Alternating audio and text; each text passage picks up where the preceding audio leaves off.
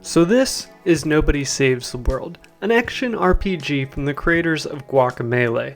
Now, Nobody Saves the World drew me in with its unique art style and premise. You basically play as this nobody who is trying to find a most famous wizard, and he basically discovers that there's a magic wand that he can use to transform into different creatures, characters, all kinds of different things. Now, each character, they have their own unique moves, stats, powers, everything that you can utilize. And that's cool for the first maybe 2-3 hours of the game. However, a couple hours into the game, it gets all thrown out the window. You meet a character that basically just decides, hey, you can customize your form any way you want except for the stats and their signature abilities. Now, you'll dive into dungeons, you'll fight baddies, you'll get stars, you'll dive into dungeons, you'll get more stars, you'll get a gem shard, and then you'll rinse and repeat. Now, that is the loop of this game. And overall, it kind of works, but after a while, it just starts chugging along. Now, as you're exploring the overmap, you'll unlock a bunch of different dungeons. Some of them are main questline dungeons, and some are secondary dungeons just to basically get more stars to unlock those main dungeon doors. Now, the whole point of the main quest, for the good chunk of it, is to basically gather all these gem shards, and then you're going to rid the world of the calamity by giving this completed gem to the wizard. And overall, it works. It's motivating enough at the start, and the world definitely showcases that this is something that is going to happen and should be taken care of. The problem is your character has no motivation. There is really nothing for you to even follow along with this. You have no real reasoning to actually care to help these people or to help anybody in the game.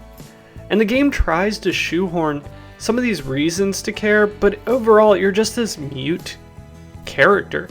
You don't have a personality, you don't have any flaws, traits, and it just doesn't come off. And you know, in 2022, we need to actually be able to have characters that actually have a personality, and this game doesn't have that. You're just kind of a guy. Now, let's not focus on the subpar story, though, since this game does have some redeeming qualities. The art style looks freaking amazing. I don't know who actually does this art style, but I swear I have seen webcomics with this art style multiple times. So it definitely has a really cool and unique art style going for it. The one thing is the NPCs have this very curved face that's just like the letter D. They don't really have a lot of detail or clarity in the design. They all kind of look one-dimensional and very similar. But where the game really shines is the enemies and environments. Oh my gosh, every environment and enemy, the enemies look cool. They look diverse. There's definitely a unique take on each one of them. And I love the clarity and the design that goes into that. The enemies are just gorgeous, and they have this kind of eerie, otherworldly look to them. It works, and it really kind of displays these oddities in the world. It makes the world feel weird and very like sci-fi fantasy setting. Now, after all that, it's time to get to the points that piss me off in this game so much. The game has all these different forms, but none of them really feel dramatically different. Because all that's changing really is stats, and you can get modifiers that eventually take away some of the weaknesses that certain classes or forms have, such as the slug being really slow. Well, you can get like a speed upgrade thing that basically lets him move fast enough, so then you don't really notice it. And the game tries to force you to use random abilities, and this is done so that in order to get stronger and unlock new forms, you basically have to complete quests, and that ranks up your form. Now, eventually the tree splits off and there's multiple different pathways, and then they kind of converge into one ultimate creature, the legendary dragon. And that's fine and all. It sounds fun, it sounds intuitive, but it feels like such a drag. And at first it's really bearable. You're okay with it, you're having fun, forms are being unlocked, you're getting new abilities, everything's coming together real smooth and easy. And then it starts grinding on. Then you're just kind of slogging through.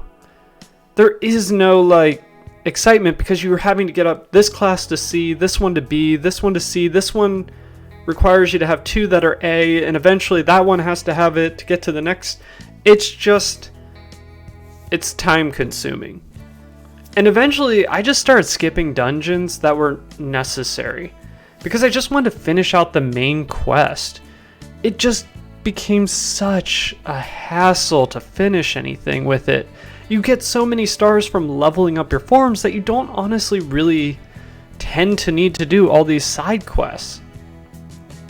Now, I can overlook all of that. I can overlook everything with that. I can be okay with this game.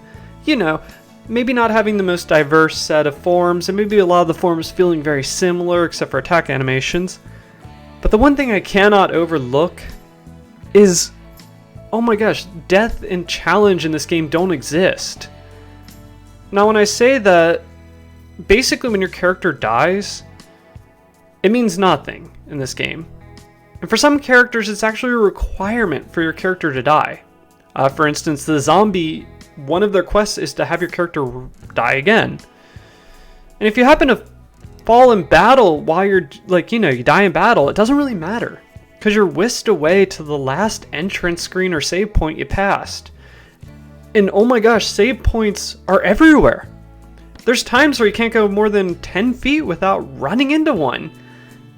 And it's just such an odd feeling because it's like, why didn't you just give the actual ability to save manually? Why do I have to go and find a save point for it to autosave? It doesn't make any sense.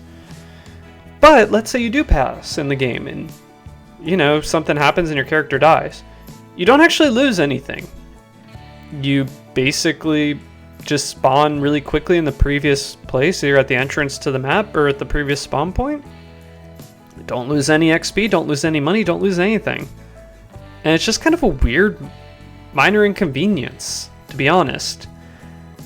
And that's the other thing that's really odd with the challenge and the fighting, is there's really not a lot of feedback to show that you are getting hurt or damaged until you're almost completely out of health. And it's just a very odd system that they chose. It's like they were afraid to challenge you and have any sort of difficulty in this game at all. It's mind-boggling. Now, overall, is this the worst dungeon game ever? Is this going to be the lowest rank? No, it's not. But my god, it is so mediocre. You see hints of it being great, but it just never achieves it. It's not the best or the worst. It's just kind of the middle of the pack. It looks like, we're going to have to keep looking for new games that could potentially be the worst dungeon game. And I hope you guys enjoyed this. Until next time, this is Rev Mega saying, I'll catch you again. See ya.